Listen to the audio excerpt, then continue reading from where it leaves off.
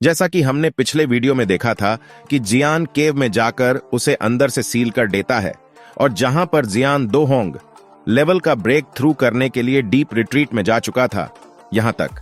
और हां दोस्तों, अगर आपने अभी तक इसका पिछला एपिसोड नहीं देखा तो इसे देखने के बाद उसे भी देख लेना, लिंक डिस्क्रिप्शन में है। तो वीडियो शुरू करते हैं। अब जियान की डाउजी बहुत तेजी से सर्कुलेट करने लगती है और फिर इसी के साथ ही बहुत सारी नेचुरल एनर्जी बड़ी तेजी से जियान की बॉडी में जाना स्टार्ट हो जाती है, जिसे देखकर जियान अपनी ग्रीन लॉटस फ्लेम और फॉलन हार्ट फ्लेम से अपनी बॉडी को कवर कर लेता है। अब जो भी नेचुरल एनर्जी जियान की बॉडी में जाएगी वो फॉलन हार्ट फ्लेम से रिफाइन होकर ही जियान की बॉडी में जाएगी और उस एनर्जी का प्रेशर भी काफी ज्यादा कम हो जाएगा। दोस्तों, जियान को दोहोंग लेवल का ब्रेक थ्रू करने के लिए तो थोड़ी ही एनर्जी चाहिए थी, क्योंकि जियान पहले ही एडवांसमेंट के बहुत ज्यादा करीब पहुंचा हुआ था और जियान दोहोंग लेवल का ब्रेक थ्रू में टाइम भी बहुत ज्यादा लगने वाला था।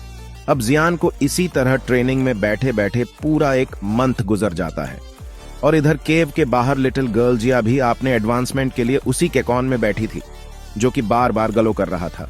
और इधर क्वीन मेडुसा उस केकॉन को देखती है और फिर उस केव की तरफ देखती है जिसमें जियान दोहोंग लेवल का ब्रेक थ्रू कर रहा था। और फिर क्वीन मेडुसा भी आंखें बंद करके अपनी कल्टीवेशन में लग जाती है। अभी दिन गुजरते जाते हैं, मगर एक दिन जब क्वीन मेडुसा अपनी कल्टीवेशन स्टार्ट करने लगती हैं, तो तभी जियान की केव के ऊपर आसमान में एनर्जी का बहुत बड़ा टोर्नाडो इकट्ठा हो गया था। और क्वीन मेडुसा ये देखकर पूरी तरह हैरान होकर कहती है कि ये लड़का आखिर चीज क्या है, क्योंकि क्वीन मेडुसा इसलिए लिए हैरान थी कि इस केव के ऊपर एनर्जी का बहुत बड़ा टोर्नेडो बन गया था जो कि बहुत तेजी से उस केव में अब्जॉर्ब हो रहा था जहां पर जियान बैठा हुआ था। अब क्वीन मेडुसा कहती हैं कि आखिरकार इस लड़के को ब्रेक थ्रू करने के लिए इतनी ज्यादा एनर्जी की क्यों जरूरत है। मगर दोस्तों, बात यह है कि क्वीन मेडुसा भी तो किसी टाइम में दोहोंग लेवल की वॉरियर थी और उसने भी तो दोहोंग लेवल का ब्रेक थ्रू किया होगा। मगर क्वीन मेडुसा को ब्रेक थ्रू करते समय इतनी ज्यादा एनर्जी की जरूरत नहीं पड़ी थी जितनी जियान आसपास से अब्जॉर्ब किए जा रहा था। अब दोस्तों, ये जो एनर्जी अब्जॉर्ब की जाती है ये कि मेथड्स को रिफाइन करने के लिए भी होती है। जियान के केस में ये डिफरेंट है, क्योंकि जियान के पास फ्लेम मात्रा की मेथड था और तो और उसकी बॉडी में इस टाइम 3 हेवनली फ्लेम्स भी थी और उनके नाम आप लोगों को पता ही है। और इसलिए ये सारी एनर्जी इन फ्लेम्स की वजह से रिफाइन होकर जियान की बॉडी में बहुत तेजी से जा रही थी। और अब जियान की दोहोंग क्लास की फाउंडेशन किसी भी दोहोंग लेवल के बंदे से काफी ज्यादा मजबूत हो जाएगी और यही चीज जियान को आने वाले टाइम में बहुत ज्यादा बेनिफिट भी देगी जब जियान दोहोंग लेवल से भी आगे यानी कि दाऊ झोंग का ब्रेक थ्रू करेगा। अब क्वीन मेडुसा को डर इस बात का था कि इस वैली के ऊपर आसमान में एनर्जी के इतने ज्यादा फ्लो को देखकर बहुत सारे स्ट्रॉन्ग मैजिकल बीस्ट वहां पर आ सकते थे, क्योंकि इस तरह की चीजों के बारे में मैजिकल बीस्ट को बहुत जल्दी पता चल जाता है, क्योंकि वो बहुत ही ज्यादा सेंसिटिव होते हैं। अब इधर जियान की बॉडी वैली के बाहर से भी नेचुरल एनर्जी को अब्जॉर्ब करना स्टार्ट कर देती है और जिसकी वजह से लिटिल गर्ल जिया का केकॉन खुद भी एनर्जी अब्जॉर्ब कर रहा था, उसको काफी ज्यादा प्रॉब्लम होने लगती है। तभी जिया के केकॉन से एक बड़ा ग्लो होता है और इधर जिया के केकॉन भी नेचुरल एनर्जी होने लगती है। अब दोस्तों, देखने से ऐसा लग रहा था कि लिटिल गर्ल जिया और जियान दोनों एनर्जी के लिए झगड़ा कर रहे हो, जिस पर क्वीन मेडुसा अपना सर पकड़कर बैठ जाती है और कहती है कि ये दोनों बदमाश आपने लेवल के एडवांसमेंट के दौरान भी खामोशी से नहीं बैठ सकते हैं और अभी भी लड़ रहे हैं। अब ये सब देखकर क्वीन मेडुसा जल्दी से आसमान में आकर अपनी बहुत सारी दाऊजी का यूज करके एक बहुत बड़ी स्पेस सील बना देती है जो पूरी वैली को कवर कर लेती है। अब दोस्तों, इस स्पेस सील की वजह से कोई भी उस जगह का पता नहीं लगा पाएगा। और हाँ दोस्तों, स्पेस सील के बनाने का मतलब ये नहीं था कि क्वीन मेडुसा किसी से डरती है, लेकिन अगर कोई भी मैजिकल बीस्ट यहाँ आकर क्वीन मेडुसा से फाइट करता है और उस फाइट की वजह से जिया या जियान डिस्टर्ब हो जाते हैं तो इसका रिजल्ट बहुत ही ज्यादा डेंजरस भी हो सकते हैं। अब स्पेस सील बनाने के बाद क्वीन मेडुसा एक चट्टान पर बैठकर कहती है कि ये दोनों सच में किसी को आराम से बैठने भी नहीं देते हैं। अब टाइम इसी तरह गुजरने लग जाता है और ऐसे ही पूरे 3 मंथ्स और गुजर जाते हैं। लेकिन एक दिन अचानक ही जब क्वीन मेडुसा अपनी कल्टीवेशन के दौरान अपनी आंखें खोलती है तो उसके माथे पर एक 7 कलर का छोटा सा स्नेक मार्क चमकने लगता है और उसमें से लाइट भी निकल रही थी। अब क्वीन मेडुसा अपने माथे पर उस स्नैक को छूती है और ये स्नेक मार्क किसी स्पिरिट थ्रेड से बनाया गया था और ये स्नेक ड्राइव में सिर्फ स्नेक्स ही ऐसे लोग थे जो इसको जलाकर क्वीन मेडूसा को इन्फॉर्म कर सकते थे कि स्नेक्स ड्राइव के स्नेक पीपल इस टाइम खतरे में है, और अभी के लिए वो मार्क क्वीन मेडूसा के फोरहेड पर आ गया था। तो इसका मतलब ये हुआ कि स्नैक ड्राइव के पीपल इस टाइम किसी बहुत ही बड़ी मुश्किल में फंस चुके हैं और वो क्वीन मेडूसा की हेल्प मांग रहे हैं।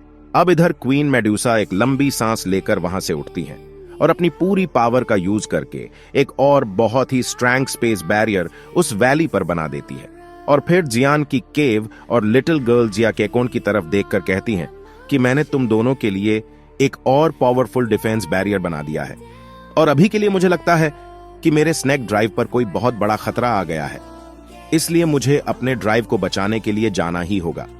बस एक बार मैं अपने ड्राइव के सारे प्रॉब्लम सॉल्व कर लूं, फिर मैं वापस तुम दोनों के पास यहां पर जरूर आऊंगी। अब क्वीन मेडूसा वहां से अपने स्नेक्स ड्राइव की तरफ चल पड़ती है। अब दोस्तों, इधर कोई भी मैजिकल बीस्ट स्पेस लॉक के करीब आने की जरूरत भी नहीं करता, और ना ही अभी के लिए उन्हें यह पता यहां क्या चल रहा है। अब ये देखते ही देखते पूरा 8 साल गुजर जाता है, और इस दौरान क्वीन मेडूसा एक बार भी जियान और लिटिल गर्ल जिया से मिलने नहीं आई थी, और किसी को कुछ नहीं पता होता। आखिरकार क्वीन मेडूसा से साथ हुआ क्या है? तभी जियान की केव और लिटिल गर्ल जिया के केकॉन के ऊपर एक बहुत बड़ा पिलर बन जाता है, और वो पिलर जियान की केव और लिटिल गर्ल जिया के केकॉन के अंदर चला जाता है, और उसके थोड़ी देर बाद ही जियान की आंखें जो 8 साल से बंद थीं अचानक खुलती है, और अभी के लिए जियान की आंखों से थंडर बॉल्स की तरह एनर्जी बाहर निकलती है, जिससे जियान के आप पास की चट्टानें टूटने लगती है, और जियान का जो ऑरा 8 साल से शांत था वो चीते की तरह दहाड़ मारकर बाहर निकलता है। और अभी के टाइम जियान आसमान में था और अपने हाथ लहराकर कहता है कि अच्छा तो ये है 2 होंग लेवल की एक्चुअल स्ट्रेंथ। अभी के लिए जियान दाऊजी के एक सुनामी जैसी स्ट्रेंथ को फील कर रहा था, और अब जियान की स्पिरिचुअल स्ट्रेंथ भी बढ़ गई थी, जिससे पहले जियान लिटिल गर्ल जिया के केकॉन को स्कैन करता है और फिर माउंटेन बीस्ट रेंग वैली को स्कैन करता है। लेकिन अभी तक जियान 50 किलोमीटर तक ही स्कैन कर सकता था। अब वैली के बड़े बड़े बीस्ट को पता चल चुका था कि कोई उनको स्कैन कर रहा है, लेकिन वो बीस्ट जियान को कुछ नहीं कहते। तब जियान अपनी स्पिरिचुअल स्ट्रेंथ को अपनी बॉडी में वापस बुला लेता है, और अब जियान अपने माथे पर बनी बोन चिलिंग फ्लेम की सील पर हाथ रखता है, और उसकी spiritual strength bone chilling flame की सील में एंटर हो जाती है, जहां पर अंधेरा ही अंधेरा था। फिर वहां बोन चिलिंग फ्लेम से एक पार्ट क्रिएट हो जाता है। कहने को तो वो पार्ट बहुत लंबा था, लेकिन जियान की स्पिरिचुअल स्ट्रेंथ लाइट की स्पीड से उस पार्ट को लगभग 10 मिनट में पूरा कर लेती है, और जियान अपने आप को एक बड़े से हॉल में पाता है जहां पर एक पिलर बना था, और वो पिलर उस हॉल को सपोर्ट कर रहा था। उस हॉल में जियान क्लास्टर्स को देखता है जो डार्क ग्रीन कलर की जांजीरों में बंधे हुए थे, और जब जियान की स्पिरिचुअल बॉडी उन क्लास्टर्स के पास जाती है तो जियान को पता चलता है कि ये क्लास्टर्स तो स्पिरिचुअल बॉडीज है। अब जियान की नजर उस हॉल के सेंटर में एक क्लास्टर्स पर पड़ती है। उसमें एक स्पिरिचुअल बॉडी थी, और यह स्पिरिचुअल बॉडी और किसी की नहीं बल्कि मास्टर याओ लाओ की थी, जिन्हें हॉल ऑफ सॉल के प्रोटेक्टर बू ने पकड़ लिया था। अभी के लिए मास्टर की आंखें बंद थीं, और हो सकता है कि कमजोरी के कारण मास्टर डीप स्लीप में चले गए हो, और यह सीन बहुत ही ज्यादा सैड भी था। जब जियान अपने मास्टर को देखता है तो उसके अंदर तूफान शुरू हो जाता है, और वो कहता है कि क्या यू हॉल ऑफ सॉल है। तभी वहां पर स्पेस फट जाता है, और उसमें से एक डार्क कलर की स्पिरिचुअल जंजीर जियान की स्पिरिचुअल बॉडी में घुस जाती है, और जियान की स्पिरिचुअल बॉडी वहां से गायब हो जाती है। तभी हम देखते हैं कि आंखें मिलो दूर उस केव में खुलती है, और जियान कहता है कि ये स्पिरिचुअल स्ट्रेंथ जरूर हॉल ऑफ सोल के किसी एल्डर की होगी, क्योंकि प्रोटेक्टर बू जो हॉल ऑफ सोल से था वो भी इतना स्ट्रांग नहीं था। फिर जियान सोचता है कि मैंने भले ही अभी के लिए 2 होंग लेवल का ब्रेक थ्रू कर लिया है, लेकिन ये हॉल ऑफ सोल से फाइट करने के लिए काफी नहीं है, और मास्टर आप फिक्र ना करो, मैं जल्दी ही स्ट्रांग होकर आपको और अपने फादर को हॉल ऑफ सोल वालों से छुड़वाऊंगा। अब जियान केव के दरवाजे के पास आता है और कहता है कि ब्रेक, और इतना कहते ही केव का दरवाजा फट जाता है। फिर जियान बाहर आकर सनलाइट के मजे लेने लगता है, क्योंकि इस साल से जियान बस अपना 2 होंग लेवल के ब्रेक थ्रू करने में लगा हुआ था। फिर जियान आप पास क्वीन मेडूसा को देखता है, लेकिन उसे क्वीन मेडूसा नहीं दिखाई देती, और तभी जियान को एक चट्टान पर एक स्क्रोल दिखाई देता है। क्वीन मेडूसा ने जाने से पहले छोड़ा था। उसमें क्वीन मेडूसा ने लिखा था कि मेरे स्नैक ड्राइव पर कोई बड़ी प्रॉब्लम आ गई है, जिसे सोल्व करने के लिए मुझे जाना होगा, और मैं उसे जल्दी ही सोल्व करके वापस आ जाऊंगी। जियान सोचता है कि क्वीन मेडूसा की अब जैसी स्ट्रेंथ है उस हिसाब से तो क्वीन मेडूसा को अभी तक वापस आ जाना चाहिए। मुझे लगता है कि स्नैक ड्राइव पर कोई बहुत बड़ी प्रॉब्लम आ गई है। जियान उस स्क्रोल को अपनी स्टोरेज रिंग में रख लेता है। अब जियान लिटिल गर्ल जिया के केकॉन की तरफ देखकर कहता है कि मुझे लगता है लिटिल गर्ल जिया के एडवांसमेंट में अभी कुछ और टाइम लगेगा, इसलिए मुझे तब तक यहाँ रुककर इसका ध्यान रखना पड़ेगा और मुझे भी तो अपनी दाऊजी को समझने के लिए प्रैक्टिस करनी होगी। यह कहकर जियान जी जूनियर की दी हुए माउंटेन फ्लिपिंग सील को सीखने लगता है, क्योंकि जियान उस टेक्निक को तभी सीख सकता था जब वो 2 होंग लेवल पर आ जाए। ये टेक्निक जियान की बहुत सारी दाऊजी को एकदम से एग्जॉस्ट कर देती है। तभी जियान के हाथ से एक पाम निकलकर एक माउंटेन पर जा लगती है, जिससे उस माउंटेन की बुरी हालत हो जाती है। फिर जियान देखता है कि लिटिल गर्ल जिया के केकॉन पर दरार आने लगती है और एकदम ही वो केकॉन टूट जाता है और उसमें से पर्पल कलर की एनर्जी निकालने लगती है।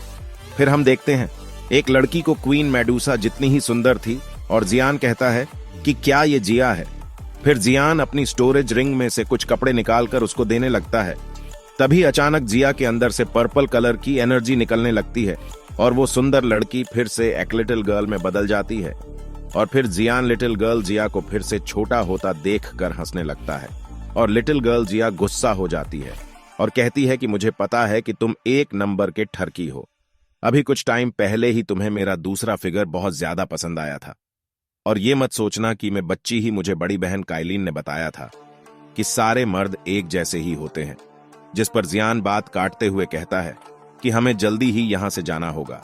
और फिर जियान लिटिल गर्ल जिया को क्वीन मेडूसा के बारे में सब बता देता है। जैसे ही दोनों स्पेस लोक के पहुंचते हैं तो जियान कहता है कि तुम पीछे हट जाओ, मुझे इस स्पेस लोक को तोड़ना है। और जियान के 2 होंग के ब्रेक थ्रू के बाद इस स्पेस लोक को तोड़ना बहुत आसान था।